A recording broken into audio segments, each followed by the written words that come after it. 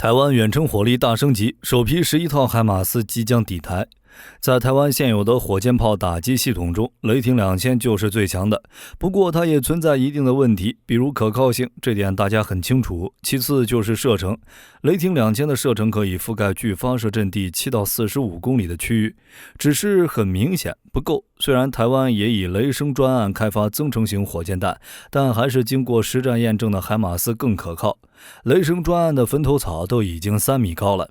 那么对于台湾而言，海马斯能起到什么作用，又该部署在哪里？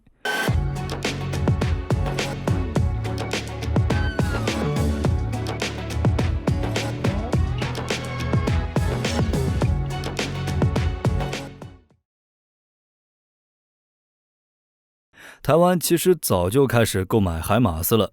2019年就有媒体报道，台湾通过轰雷专案向美国采购海马斯，以充实现役远程火力。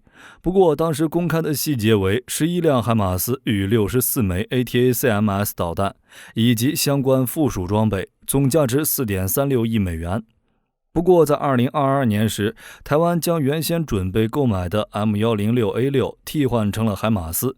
如此一来，轰雷专案的具体细节就变成了29辆海马斯、84枚 ATACMS 导弹以及864枚 M31。预计到2024年年底，首批11套海马斯就将抵达台湾，2026年完成交付。从本质上来说，海马斯就是 M270 的改良版本。早在20世纪90年代初，原生产商沃特公司就向台湾推销 M270， 只是彼时的 M270 已经在海湾战争打出名气，价格很高，加上台湾当时已经要求中山科学研究院开发雷霆2000，最终这笔买卖没能谈下来。不过在后续的使用中，雷霆2000逐渐出现了一些问题，最直接的就是射程。雷霆2000除了可以使用 MK45 之外，还能使用工蜂7号和工蜂6号火箭炮，所用的 MK30、MK15 火箭弹可以覆盖距发射阵地7到45公里的区域，但是不够，哪怕使用口径最大的 MK45 也只达到45公里的射程。尽管台湾也以雷声专案开发增程型火箭弹，但现在已经取消了。MK66 虽好，但是离实用还有些距离。从这些角度来看，海马斯就是最好的选择。虽然相比较 M270， 海马斯的火力削减了一半，但机动能力大幅提升，可在战场上进行快速部署，在实战中快速协调火力和机动，可以使己方以最小的代价迅速取胜。那么对于台湾而言，海马斯又能起到什么作用？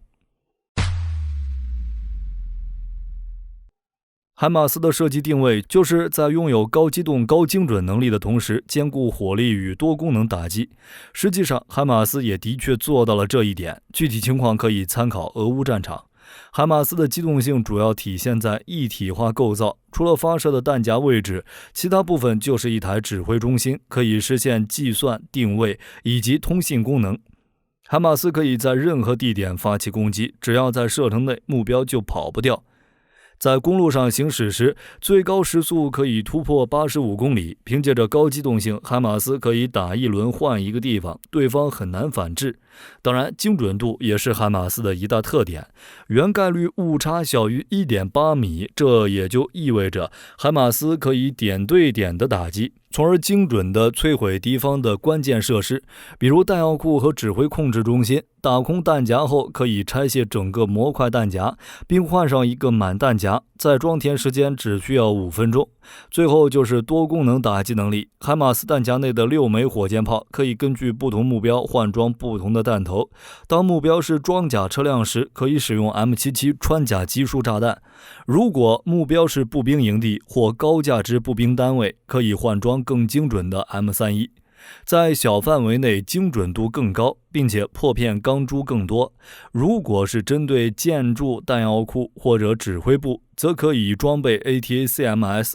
在俄乌战场之上，乌军经常使用海马斯破坏桥梁、交通线，从而打乱俄军的部署。当然，台湾海马斯的作战效果与俄乌战场上的海马斯还是稍微有一些区别的。乌军在使用海马斯时，一般用于打击俄军的高价值目标，比如弹药库、军事基地等，而台湾则偏向定点防御。在实际使用时，二者也有一定的区别。乌军的海马斯用于地面战场，但台湾的海马斯或许有机会上舰。2017年的时候，美国海军陆战队就展示了多管火箭炮系统，从两栖攻击舰飞行甲板发射，从而攻击陆上目标构想。当然，海马斯上舰不仅能攻击陆上目标，也能袭击海上舰艇，无非是换装不同的弹药而已。台湾采购的海马斯包括系统与 ATACMS 导弹，都能从舰艇飞行甲板或征用货轮柜发射。如此一来，不仅可以扩大攻击半径，还有利于分散与战力保存。不过，海马斯的性能虽好，但是台湾在使用时也会有一定的问题。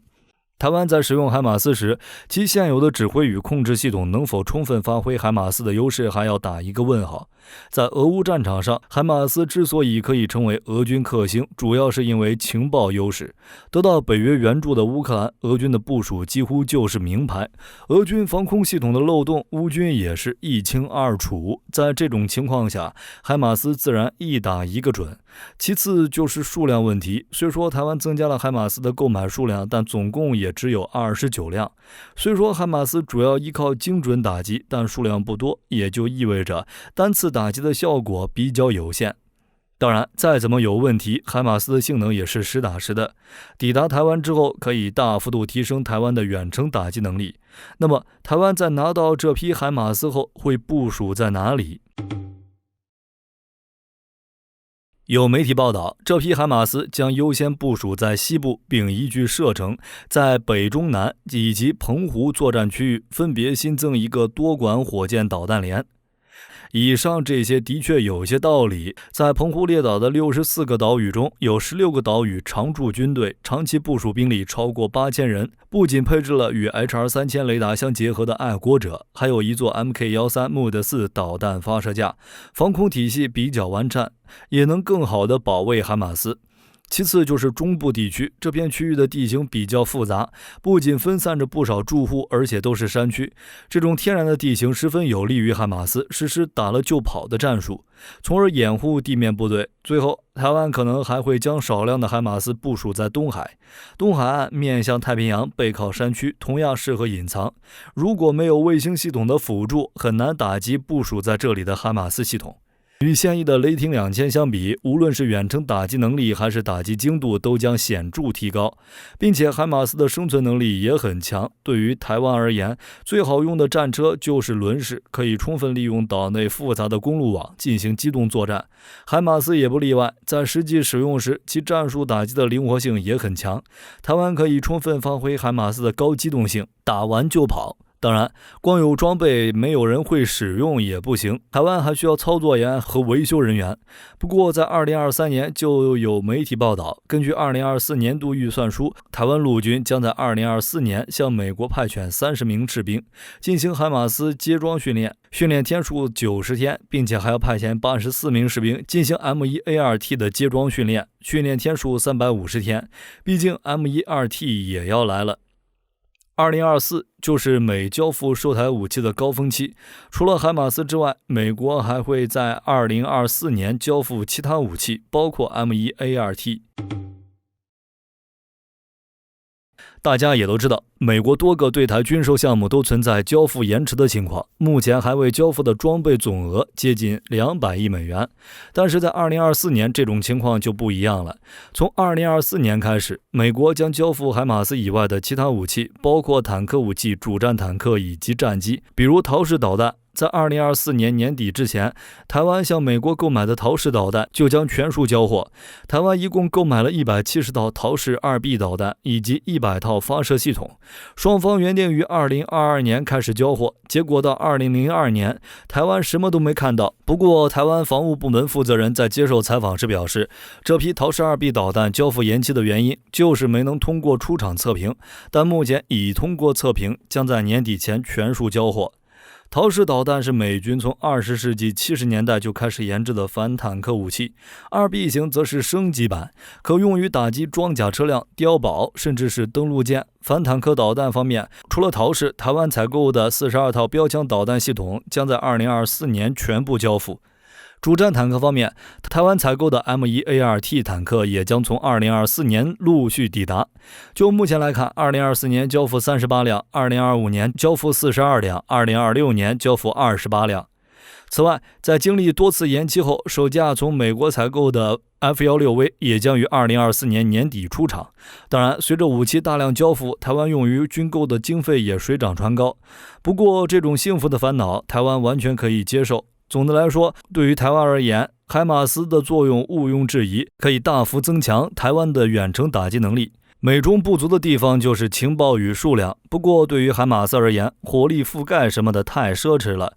即使单次打击的效果有限，凭借机动作战的优势，频繁作战也能弥补一定的问题。至于情报问题，那就不是台湾需要考虑的问题了。